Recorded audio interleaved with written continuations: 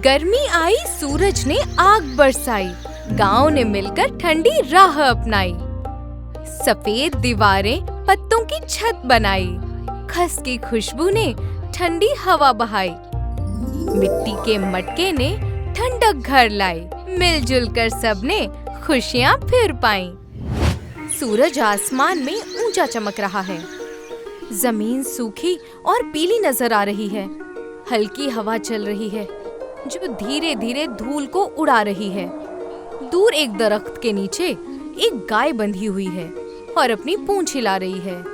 कस्बे में चारों ओर खामोशी है, यहाँ न बिजली है, ना ही पंखों की कोई आवाज सुनाई दे रही है। चंदा और राजू बैठे हैं।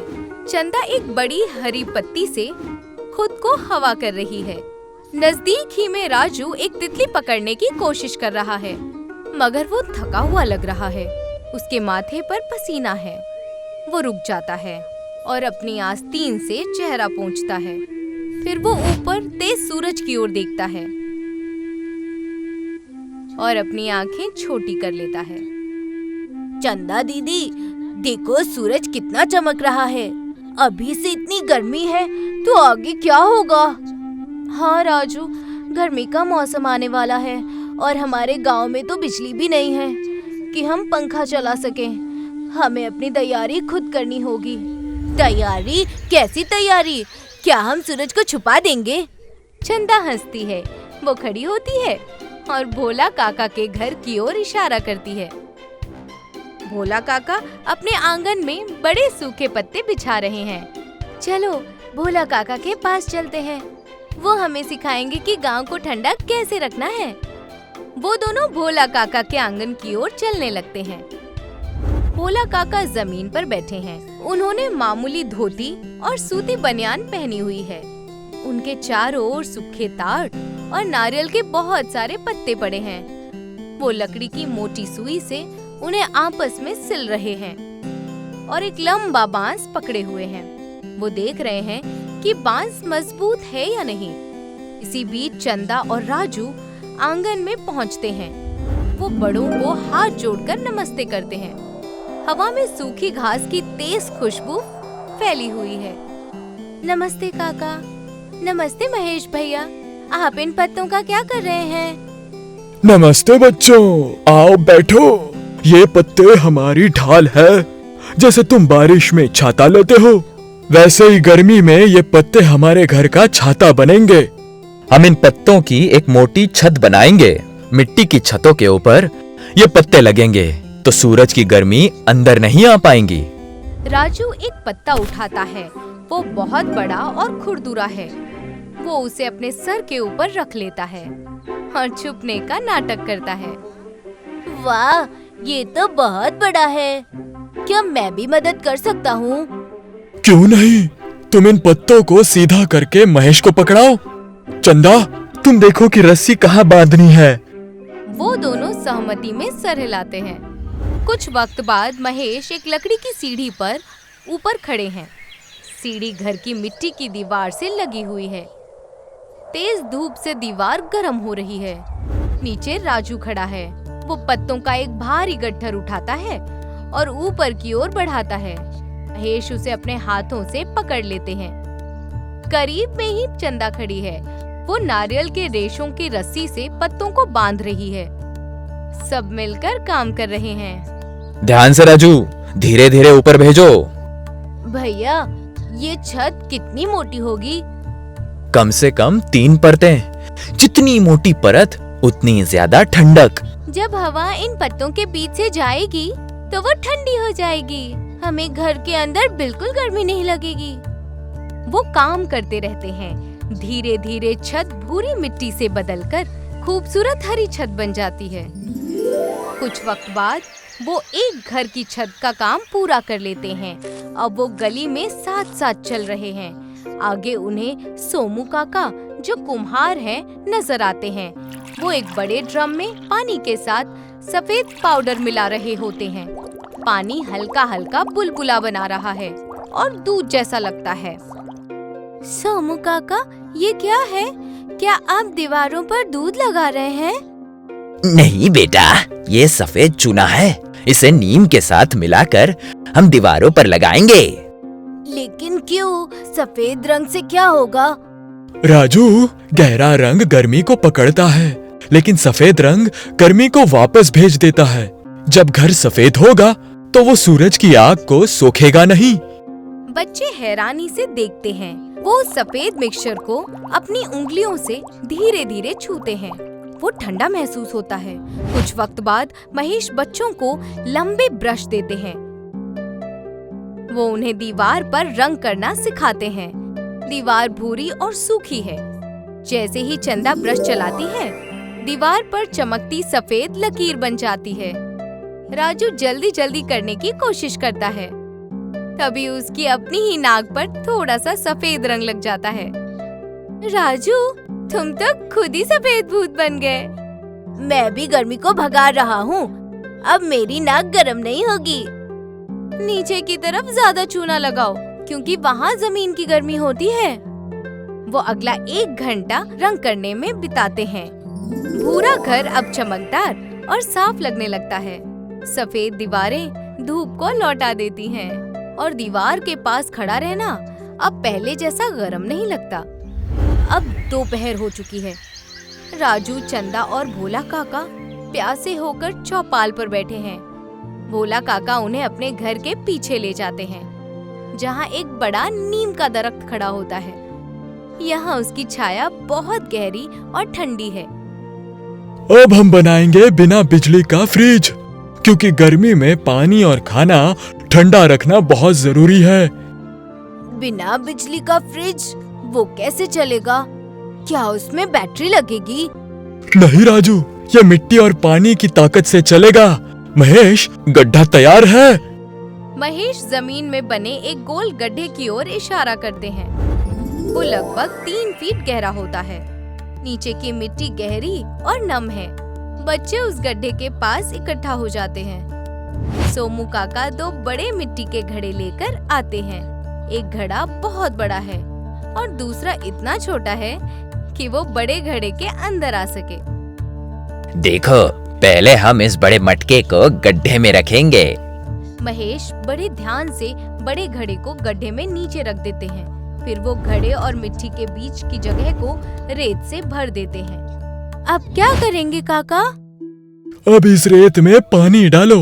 रेत गीली होनी चाहिए। राजू छोटे छोटे बाल्टियों में पानी लाता है। वो पानी को रेत में डालते हैं। रेत गहरी हो जाती है। गड्ढे के आसपास की हवा अचानक थोड़ी ठंडी महसूस होने लगती है। भोला काका अब छोटे घड़े को बड़े घड़े के अंदर रखते हैं। दोनों घड़ों के बीच करीब 2 इंच की जगह होती है।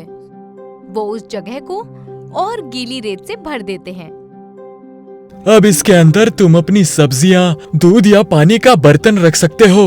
ऊपर से हम इसे गीले बोरी से ढक देंगे। अरे, इसके अंदर तो बहुत ठंडक है। ये तो सच में फ्रिज जैसा है। ये ठंडा कैसे रहता है काका? जब बाहरी गर्मी इस मटके पर पड़ती है, तब मटके का पानी भाप बनकर उड़ता है। इस अमल में वो अंदर की सारी गर्मी खींच लेता है। बच्चे सिर हिलाते हैं। आज उन्होंने एक बहुत बड़ा वैज्ञानिक राज सीखा है। शाम का वक्त हो जाता है।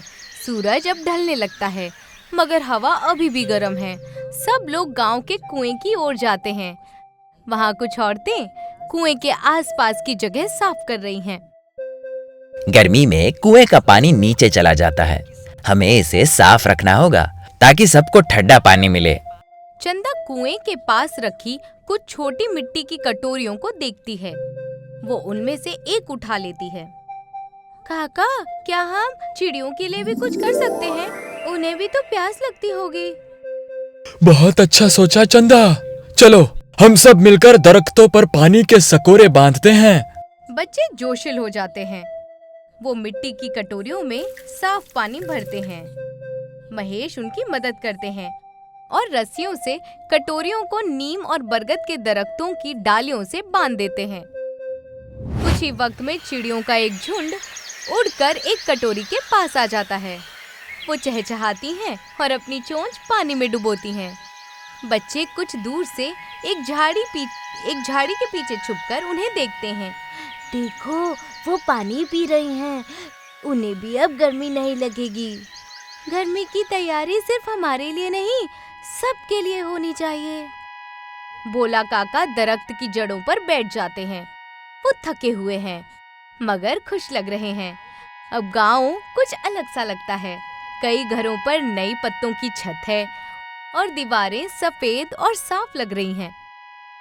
आज तुम सबने बहुत मेहनत की है। अब एक आखिरी काम बचा है, खस की चटाई बनाना।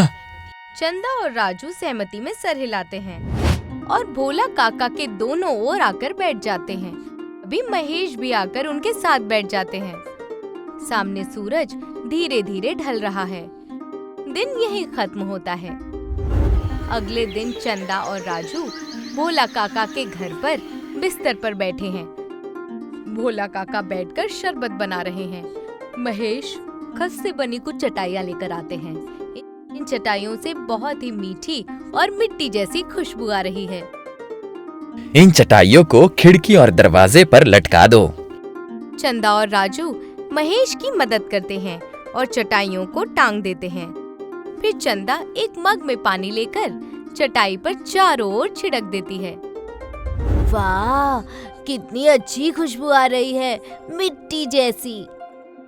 और देखो राजू, बाहर से जो गर्म हवा आ रही है वो इस गीली घास से टकराकर अंदर ठंडी होकर आ रही है। राजू खिड़की के सामने खड़ा हो जाता है।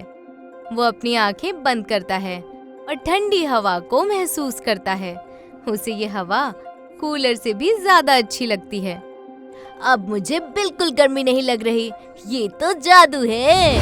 दोपहर तक भोला काका का कमरा गांव के बाकी घरों से ज्यादा ठंडा महसूस होता है। दूसरे गांव वाले भोला काका का घर देखते हैं। वो सफेद दीवारें और खस की चटाइयाँ देखते हैं।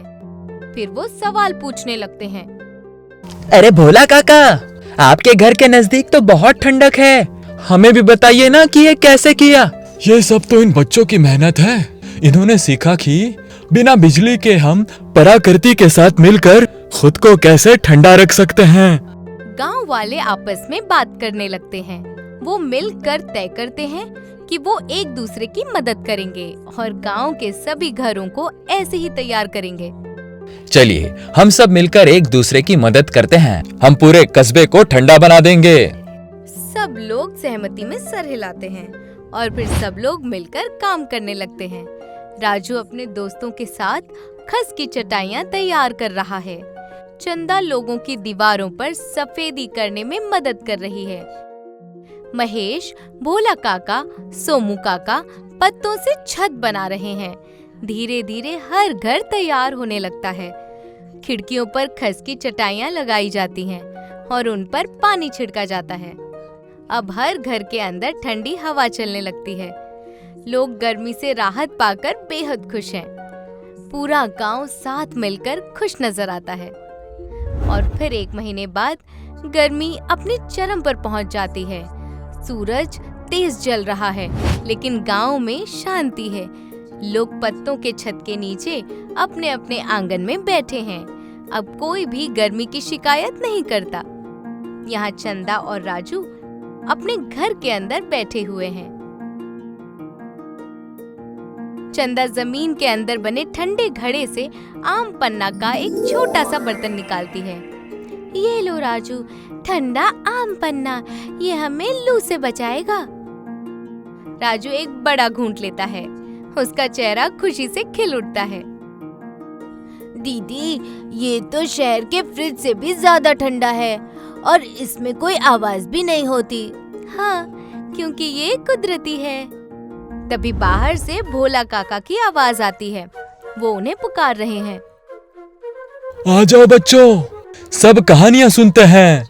चंदा और राजू खुश हो जाते हैं। वो जल्दी से अपना जूस खत्म करते हैं और बाहर निकल जाते हैं। कुछ वक्त बाद सभी बच्चे राजू और चंदा के साथ इकट्ठा हो जाते हैं। चौपाल का बरगद का दरख्त बेहद बड़ा है और उसके पत्ते घने हैं। पानी की कटोरियों की वजह से कई चिड़िया भी इसकी डालों पर आराम फरमा रहे हैं। दरख्त के आसपास की गीली मिट्टी की वजह से हवा ठंडी लग रही है। तो बच्चों, तुमने क्या सीखा? मैंने सीखा कि सफेद चूना गर्मी को भगा देता है और मिट्टी का मटका सबसे अच्छा फ्रिज है। मैंने सीखा कि अगर हम मिलजुल कर काम करें और पुराने तरीकों को अपनाएं, तो हमें किसी मशीन या बिजली की जरूरत नहीं है। तभी महेश भी वहाँ आ जाते हैं। और हमने ये भी सीखा कि प्रकृति हमारी दोस्त है। अगर हम उसका ध्यान रखेंगे तो वो हमारा ध्यान रखेगी। सब लोग ताली बजाते हैं।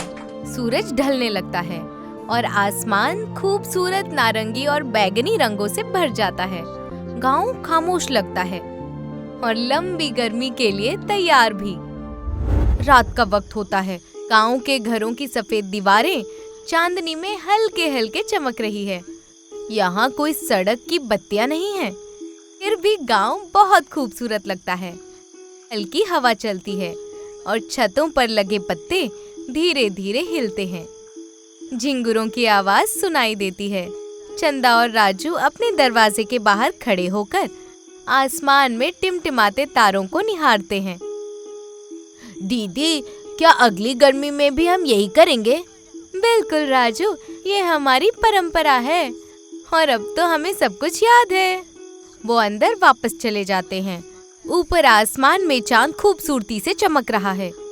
हमारी कहानी यही खत्म होती है।